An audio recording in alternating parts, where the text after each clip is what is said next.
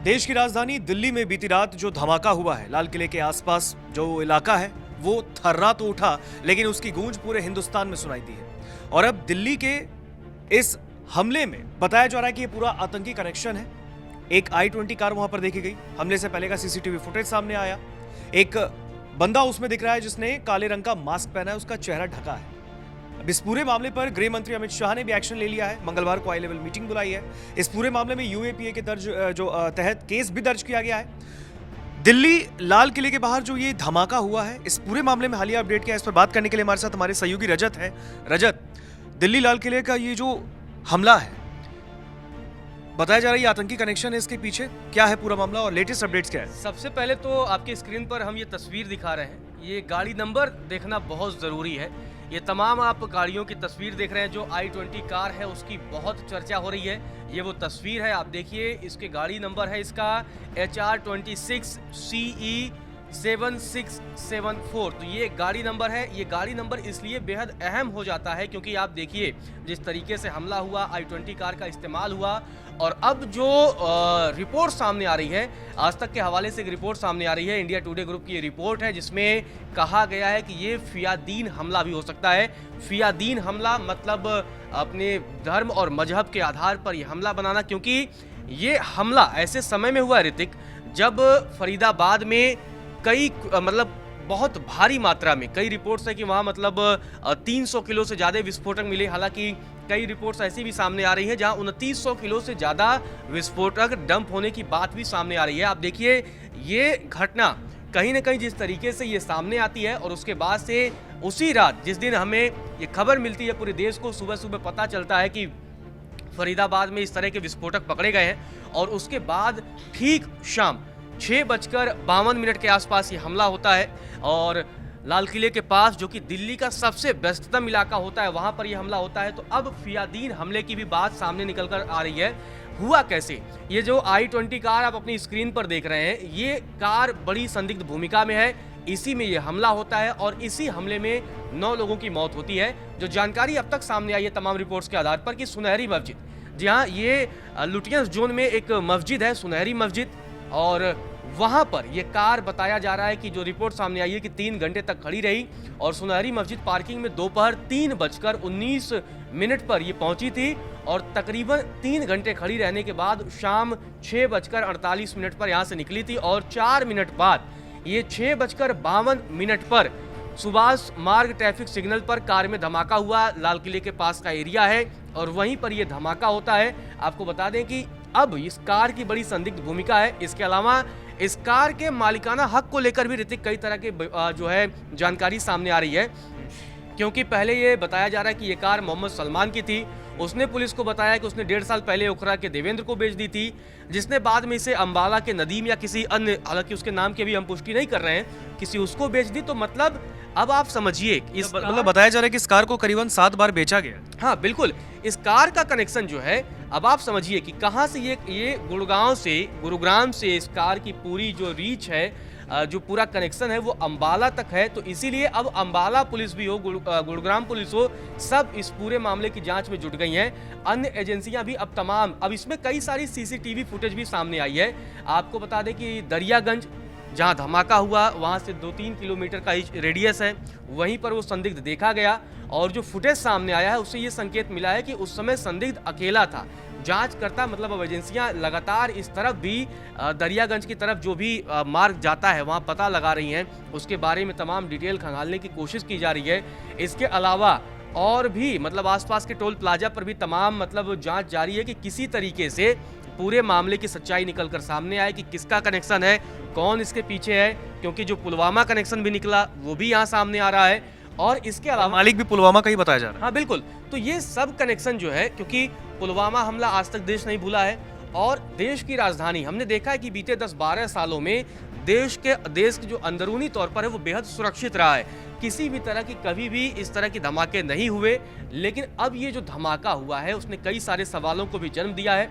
लेकिन सबसे बड़ी बात क्या है कि अब एजेंसियां एक्टिव हो गई हैं, और इसमें बाकायदा यूएपीए की धारा 16, 18 और एक्सप्लोसिव एक्ट और बीएनएस की कई धाराओं के तहत मामला दर्ज किया गया है। तो ये आपको बता दें कि जो यूएपीए की धारा है, आतंक रोधी कानून है ये, और 16 और 18 की जो इसकी धारा है ये आतंकी हमले से जुड़ी धाराएं हैं। तो मतलब अब ये जान लेना बेहद ज़रूरी है कि आतंकी हमले के तहत ही, क्योंकि जब हमने देखा कि दिल्ली के पुलिस कमिश्नर जब इस घटना के बाद, इस हादसे के बाद जैसे ही वो मीडिया के सामने आते हैं, उन्होंने कहा कि अभी हम पुष्टि नहीं कर रहे हैं कि आतंकी हमला, हम जांच कर रहे हैं। लेकिन जो एफआईआर दर्ज की गई है उसमें यूएपीए की धारा 16 और 18, इसकी सीधा सा मतलब है कि आतंकी हमले से ये जुड़ी धाराएं हैं। तो एफआईआर में आतंकी हमले की बात को स्वीकारा गया है। तो ये एक बड़ी अपडेट आप कह सकते हैं। इसके अलावा आपको बता दें कि जिस तरीके से ये हमला हुआ है उसने कहीं ना कहीं देखिए सुरक्षा एजेंसियों पर भी थोड़े सवालिया निशान लगेंगे। आपने निश्चित तौर पर आपने गुजरात से आतंकियों को पकड़ा, आपने फरीदाबाद से विस्फोटक बरामद किए, कई जगहों से आप लगातार इस तरह की घटनाएं आप मतलब लगातार आप खुलासा कर रहे हैं। लेकिन इतनी बड़ी संख्या में, क्योंकि जो धमाका हुआ, कई चश्मदीदों को जागरण पर भी लोगों ने सुना कि मतलब धमाका इतना तेज था कि उसे बर्दाश्त कर पाना दूर से ही बहुत मुश्किल था। आप सोचिए कि छोटे छोटे पटाखे जब फूटते हैं उसके धमाके कितने खतरनाक होते हैं। तो ये जो धमाका हुआ है ये बेहद ही खतरनाक धमाका, लोगों ने बताया कई लोगों के चीथड़े शरीर के उड़ गए। और अब क्योंकि इसमें भी बताया जा रहा है रजत कि सिर्फ 2 लोगों की पहचान हुई, एक दिल्ली का बताया गया, एक यूपी का बताया गया, बाकी लोगों की तो पहचान भी नहीं हो पाई। इस हालत से मतलब शव की ये हालत हो चुकी। बिल्कुल, तो ये इसे आप समझ सकते हैं धमाका कितना जोरदार था। कई गाड़ियों की हमने तस्वीरें देखी, जिस कार में धमाका हुआ उसकी तस्वीरें आपने देखी। इसके अलावा आसपास आप देखिए किस तरीके से आग की लपटें।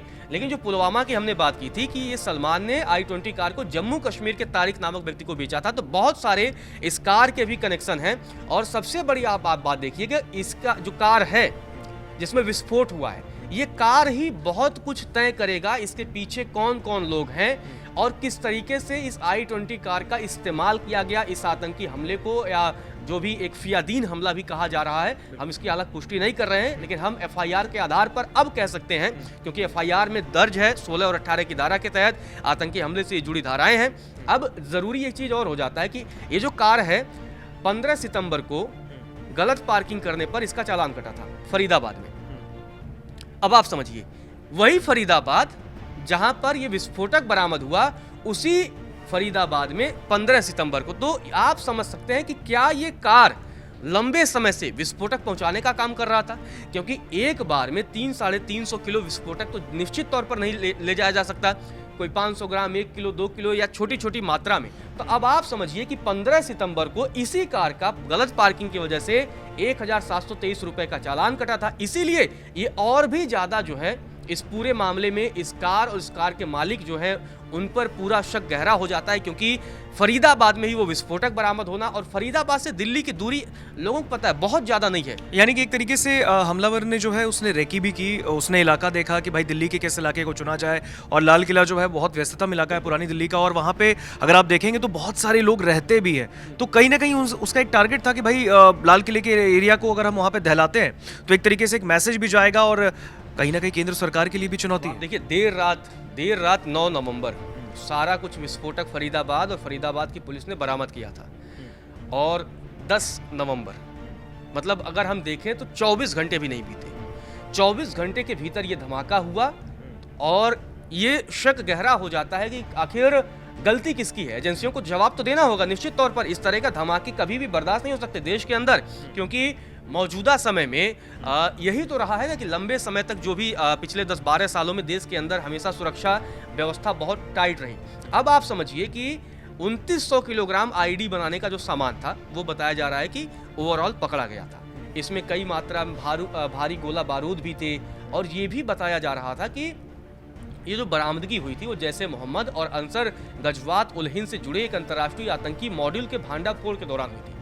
इससे आप ये समझिए ऋतिक कि किस तरीके से देश के अंदर अभी भी इतने देशद्रोही लोग हैं, इतने गद्दार लोग हैं, आतंकी लोग हैं जो देश को दहलाने के लिए विदेशी मॉडल का अभी भी सपोर्ट कर रहे हैं। क्योंकि इसी मॉडल में जम्मू कश्मीर पुलिस ने भी आतंकी मॉडल का भांडाफोड़ किया था और 7 लोगों को गिरफ्तार किया था। इसमें 2 डॉक्टर भी शामिल हैं। आप समझ सकते हैं कि उनके नाम हैं डॉक्टर मुजमिल अहमद गनई, ये फरीदाबाद के हैं, और डॉक्टर आदिल जो कि कुलगाम के रहने वाले हैं, कश्मीर से। तो अब आप समझिए कि किस तरीके से ये बड़ी साजिश रची जा रही है। डॉक्टर के ही घर आपको बता दें कि 360 किलो अमोनियम नाइट्रेट मिला था।